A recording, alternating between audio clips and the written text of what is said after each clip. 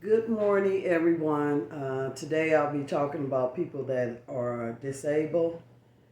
Just first, I want to say subscribe, like, and on my YouTube. Um, that's what I want to say first. Okay, once again, I'm going to be talking about people that are disabled. Just like I have my husband, he had a stroke. He's disabled. He's not able to do some of the things that he used to do for us, like putting on his clothes, combing his hair, and stuff like that. One, I would never ever have him going out looking like shit. I take well good care of him, make sure he's groomed and everything else. There's some people that have children and they'll have them looking any kind of way and they be looking their best. If I had a child that was disabled, I'll have her looking good, and I'll make sure that the things that she needs or he needs, I'll make sure that that person have that. It doesn't make sense to take care of somebody and you're not doing much for them. That is crazy to me. I will never ever do that to anyone. Even if my children had a problem, I'll make sure that they get the things they need. Um, Disabled is that's a hard judgment to say. Some people may not look like they're disabled, but they might have some problems going on. Those issues needs to be dealt with, and that's something that I'll do if I had children that was disabled. It could be a teen that's disabled. But I want them to look their best. I don't want them to look crappy, you know, and I'm running around looking like, ooh, look at me. No, it's all about the kids. It always been like that for me. I may not look the way I wanted to look when I had my children, but I made sure they was dressed. I made sure that they were dressed, that they looked better than me. Um, Something else I want to discuss. I want to discuss about being they need to vote in for disabled people. They need more programs for them, more programs for the people that are taking care of that person to make sure that that person getting what they need. They need to check on that child or that husband just like they do on long term. They make sure I'm taking care of my husband. That's for sure. But they need to do that in all areas to make sure that person getting what they need because especially when it's a child. If I had a child that was disabled and I passed away, what is that child gonna do without me? What would she do or he do without me being gone? So what I'm trying to say, let's do our best for the disabled, children and disabled men's, disabled women. Sometimes somebody could be taking care of somebody, but is their mind right? Their mind might not be right. Is my mind right? Never know. That's why long term comes in check and make sure that my husband is okay and I'm doing well with them. Because sometimes people could uh, fall into that situation. They may seem like they all right, but when they're not taking care of somebody right, that is bad, and that person has to suffer because that person is disabled or a little sick in the head. So that's it for the disabled ADA. Um, Now I want to discuss this morning about politics. People are afraid to say things that they need to say, like get when you vote for a president. You got to remember they're not in charge. You got to remember that the Senate and the Congress are more or less in charge. So you voting for a puppet in the White House. because they can't, they can't do nothing much for you. But I know one person did do something for me. That was Bill Clinton. Bill Clinton did do something during the time with his the Senate and the Congress. I made a phone call, and I was about to be put out of my home, and I called the White House because I said, "What these suckers can do for me down there?" I felt like you go to the top. You feel the top can help you, not the bottom. So I went to the top, and I called about 12 midnight. I had my best friend there, Diane. She was talking about, those little men's gonna come. They're gonna have a little black suit on, and they gonna do this and that. I wasn't thinking about whoever come, cause I was in trouble. If they came, I'll open the door and say, "Open door with open arms. Can you come in here and help me?" Because I was under a situation. I had paid my rent, and the man turned around because I paid him in cash. I normally sometimes pay him in cash. I never had no problem. This time, he refused to give me a receipt.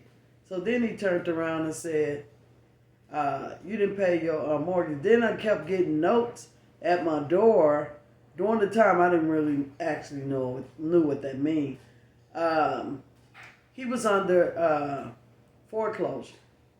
He was losing his property. So he wanted to put me under the bus with his ass. So I end up writing Bill Clinton. And then my husband, during the time he was in the program, and at Eagle Recovery, he came down, him and the guys, to help me move my stuff out. So when I did move my stuff out, I was across the street. me and my friend, that we always getting ourselves into some mess. We was across the street, and we was watching them. They were going to the house, and he was looking. That man was looking crazy, like, "Oh, they laying up in that house. I'm gonna go in there and tell them they gotta leave." His surprise was the house was clean. I'm not a nasty person. The house was clean, and the house was cleared out. So when he got there with the sheriff department, he was looking crazy. He didn't know what to do. He had his hands up. Have your hands up, baby, because I'm gone. If I'm unwanted somewhere, I am gone. So I was across the street, me and my friend. I was laughing because that was real funny. He going there like with the sheriff, like, "I'm gonna be sitting there. If you tell me I gotta go, baby, I'm gone." So I end up living with my a niece, her niece. Well, she a niece to me because I've known her since she was little.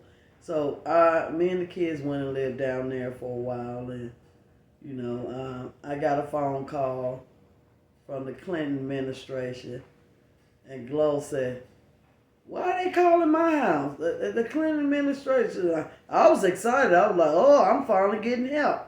So I end up calling back, and they told me Cleo, she was in San Francisco, California. So I spoken to her, and she helped me get where I needed to go. So that's how I got into Davis.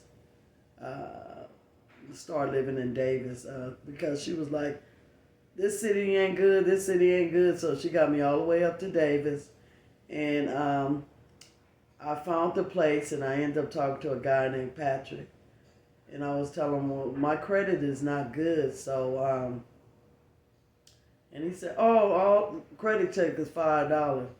And then I said, "Oh, $5." I said, "I'll pay." And then he said, "Matter of fact, you don't have to pay the $5." So he said, "I'll let you move in, and you clean the place up." That's what got me started wanting to do house cleaning. To pay my way.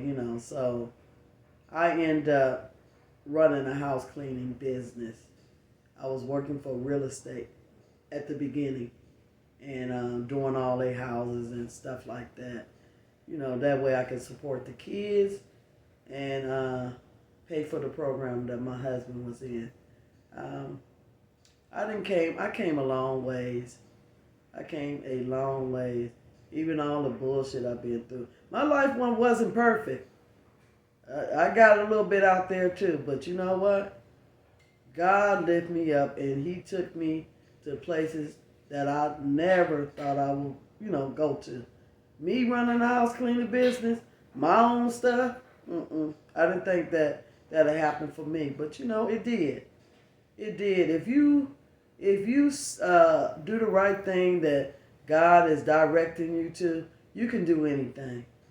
I don't knock nobody down what they doing or think I'm better than somebody. When you think you better than somebody, God will show you who's better.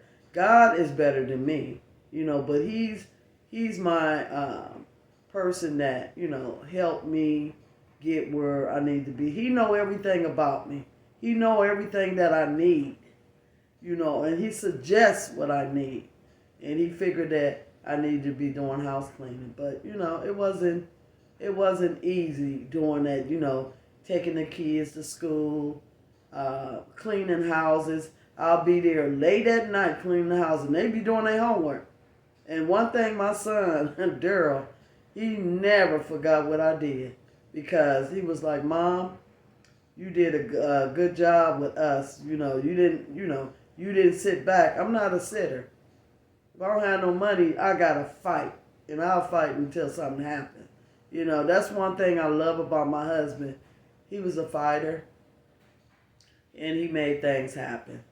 So by being with a man like that, and by him being with a strong woman behind him, we did well together. And I just want to say, if whatever your challenges is, if a job is not working where you at, then see what you can do best on your own. Run your own business. Run your own business, and I think it'll work, Because a woman like me, where I came from, San Francisco, I've been in some bullshit, If I can do it, anybody can do it, So right now I'm sitting back writing books. My first book is a story of grits and grace. And I didn't think I could write this book, but I did it. It's not a long page book. It's like, how many pages in here? Because I don't write big books. It's about maybe 110 pages. But it's mine, It's something that I did, on my own. Also, I have another book coming up, A Wife Fighting Against All Odds. And I am a fighter. I don't let too many things slip away. And then I have one coming up in 2025. Now, A Wife Fighting Against Odds is coming out this year, 2024. But Sisters Not by Blood, that'll be coming out between 2025 or 2026. It have a lot of discussion in it, about being friends. We friends, and we more or less like family. She know my family, I know her family. I watch her nieces and nephew grow up, and I watched her kids grow up. We watched each other kids grow up, and grandkids. She's a great grandmother. I'm just a grandmother, but this is going to be a very interesting story.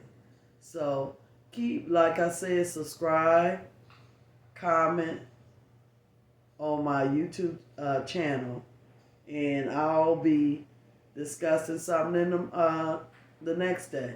You have a wonderful, blessed day, and I hope you enjoyed my video. Talk to you soon. Bye-bye, and have a nice day.